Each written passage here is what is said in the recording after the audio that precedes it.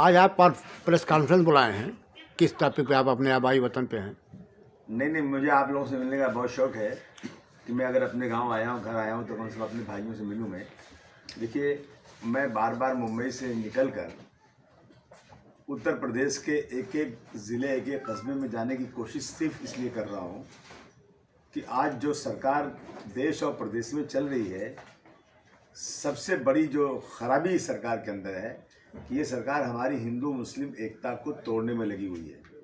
आपने देखा पिछले दिनों तबलीगी जमात के ऊपर किस तरह से हमला किया इन लोगों ने, और सारे मीडिया जो सरकार के तलवे चाटते हैं, जिसको इसके पहले गोदी मीडिया नाम की कोई चीज़ नहीं निकली थी, इन लोगों ने कई कई घंटे तक और कई महीने तक लगातार उलमाओं की तस्वीरें दिखाकर कोविड के नाम पर जो हमारी एकता थी हिंदू मुस्लिम की, वो ख़त्म करने की कोशिश की, जिसकी वजह से क्या हुआ कि अच्छी अच्छी बड़ी बड़ी कॉलोनियों में जहाँ पढ़े लिखे लोग, एलिट सेक्शन रहता था, उन लोगों ने वहाँ सब्ज़ी बेचने वाले, फ्रूट बेचने वाले जो जाते थे कॉलोनी में बेचने के लिए, उनका नाम पूछ करके, आदमी का नाम है असलम, वो अपना नाम सुरेश बता रहा है, डर के मारे। जिस मुल्क में उसके पूर्वजों ने इतनी बड़ी कुर्बानी दी, उस मुल्क के अंदर उस आदमी को अपना नाम मुस्लिम छुपा के हिंदू बताना पड़ रहा है अपनी जान बचाने के लिए।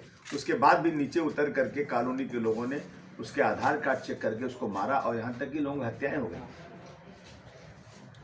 रोजाना किसी न किसी बहाने से हिंदू और मुस्लिम की एकता को तोड़ने की कोशिश हो रही है, और मुसलमानों की इमेज को हमारे हिंदू भाइयों के बीच में इतना ज़्यादा ख़राब करने की कोशिश हो रही है कि अच्छा हिंदू भी गलतफहमी का शिकार होता जा रहा है। और दूसरी तरफ जो लोग हिंदुत्व के ठेकेदार बने हुए हैं, वो लोग वही हिंदू भाइयों की लाशें गंगा जमुना में बह रही हैं और कुत्ते खा रहे हैं उसको, उनके परिवार के लोग देख रहे हैं, खून के आंसू निकल रहे हैं उनको।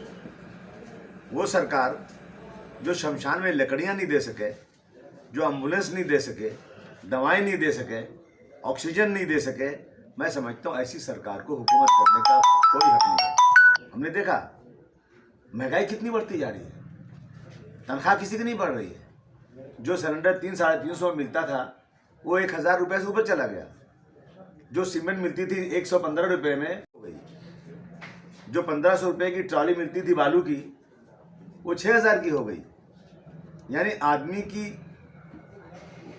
आमदनी कम होती जा रही है और महंगाई बढ़ती जा रही है। पेट्रोल डीजल का दाम आसमान में जा रहा है। इतना बढ़ा के 5 रुपया कम कर देना कोई कमाल नहीं है।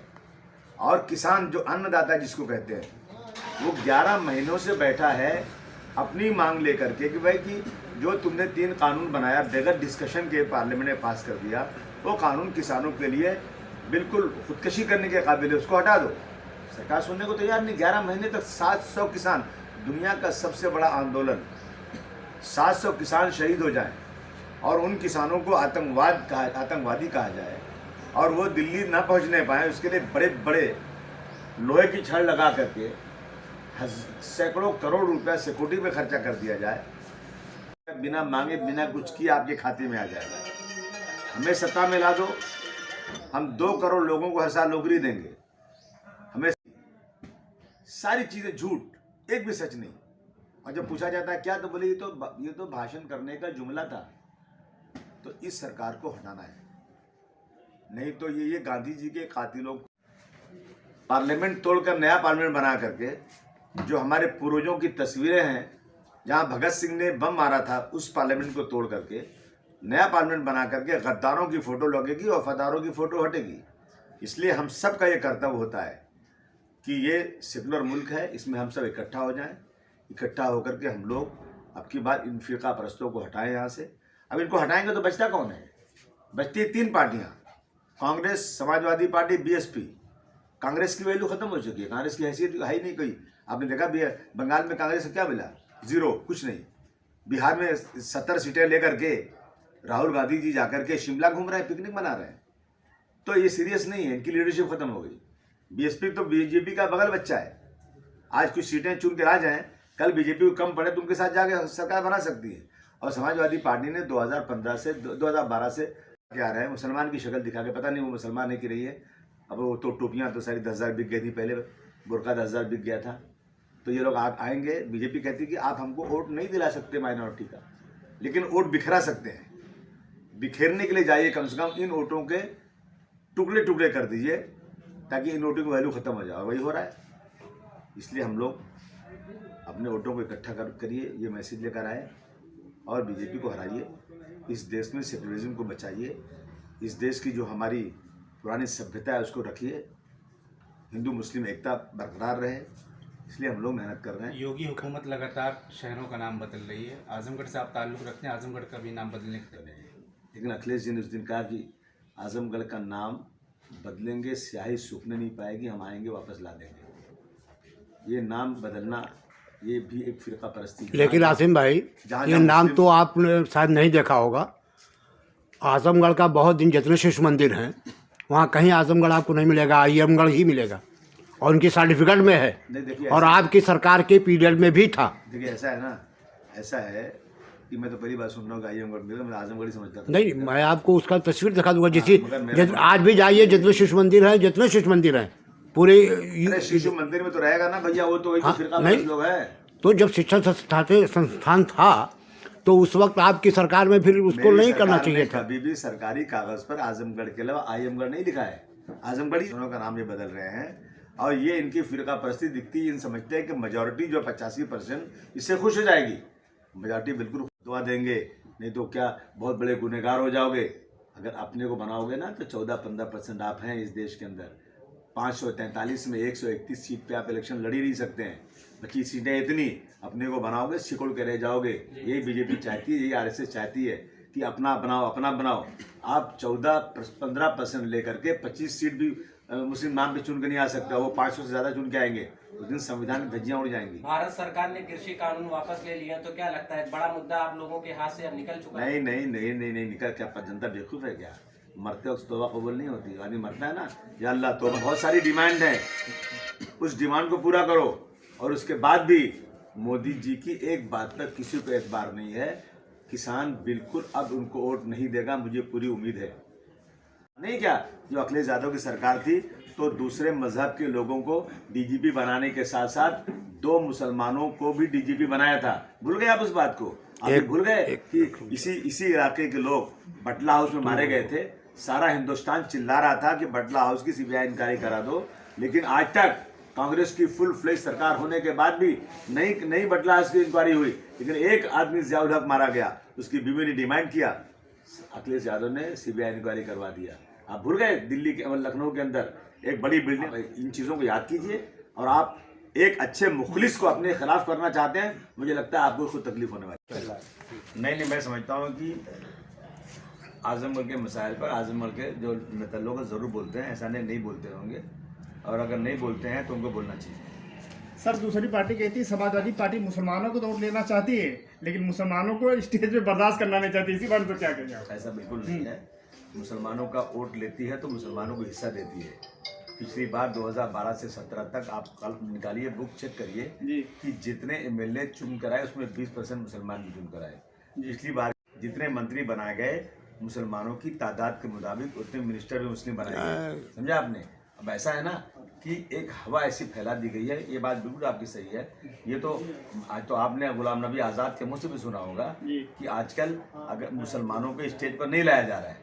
एक ऐसी हवा फैला दी गई देश के अंदर कि ये देखिए, आप जानते हैं कि वो लोग जिन्होंने पूरी दुनिया में एक ही वक्त में गणपति में गाय को दूध, गणपति में दूध पिला दिया, समझा आपने? तो वो लोग प्रचार में बहुत तेज हैं।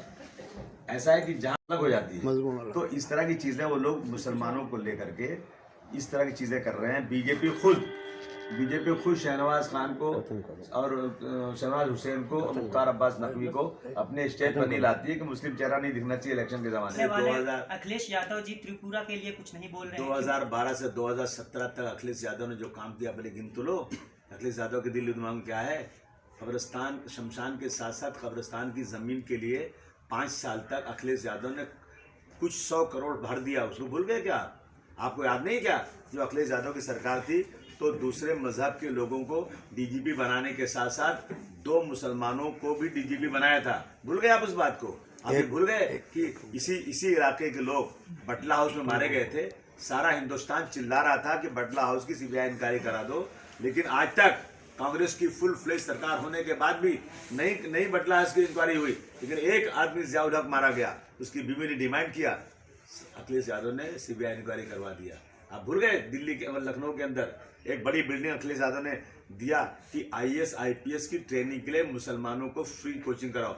बहुत सारे ऐसे काम हैं, आप इन चीज़ों को याद कीजिए। और आप एक अच्छे मुखलिस को अपने खिलाफ करना चाहते हैं, मुझे लगता है आपको उसको तकलीफ होने वाली है। सर ये बताएं कि आप आजमगढ़ से ताल्लुक़ रखते हैं, आपकी जन्मस्थली है और बॉम्बे कर्मस्थली है, यहाँ दोनों में आपको फ़र्क नज़र आया राजनीति में? हाँ बिल्कुल। यहाँ का बच्चा पैदा होते ही जो है राजनीति शुरू कर देता है, उसको जिसे मेढक को तैरने की ज़रूरत नहीं सिखानी पड़ती। यहाँ के लोग पूरा राजनीतिक हैं और वो सब जानते हैं यहीं के लोग बीजेपी को हराएंगे और दिल्ली की गद्दी से भी हटाएंगे। अबू आजमी जी, अलीगढ़ मुस्लिम यूनिवर्सिटी के बहुत सारे छात्र हैं जो आपसे नाराज चल रहे हैं, क्या वजह है? मैं भी अलीगढ़ उनके बात की अलीगढ़ मुस्लिम यूनिवर्सिटी क्या मेरी यूनिवर्सिटी है? वो सबकी यूनिवर्सिटी। अगर अलीगढ़ मुस्लिम यूनिवर्सिटी के बच्चे कुछ आगे ज्वाइन करते हैं तो उनका कलेजा क्यों फटता है? वो लोग कह रहे हैं पूरी यूनिवर्सिटी को समाजवादी पार्टी के साथ जोड़ रहे हैं, जबकि ऐसा कुछ है नहीं। नहीं, पूरी यूनिवर्सिटी आ जाएगी समाजवादी। जितने अच्छे लोग सब समाजवादी पार्टी में आएंगे। निशानी आती है तो बॉम्बे की तरह से जैसे आपका काम होता है, यहाँ के लोग क्यों नहीं करते? आप तो आते हैं लोगों को जोड़ने के लिए, पब्लिक को जोड़ रहे हैं, लेकिन ये लोग क्यों नहीं करते जो यहाँ के मुकामी लीडर हैं? मुझे लगता है ज़रूर कर रहे होंगे सर। नहीं, जैसे कोई मसाल आता है, इसके पहले भी कई मसाल आए आजमगढ़ को, तो कोई नेता आगे नहीं आता। अभी सरायवीर में 4 दिन पहले जलने से बचा है,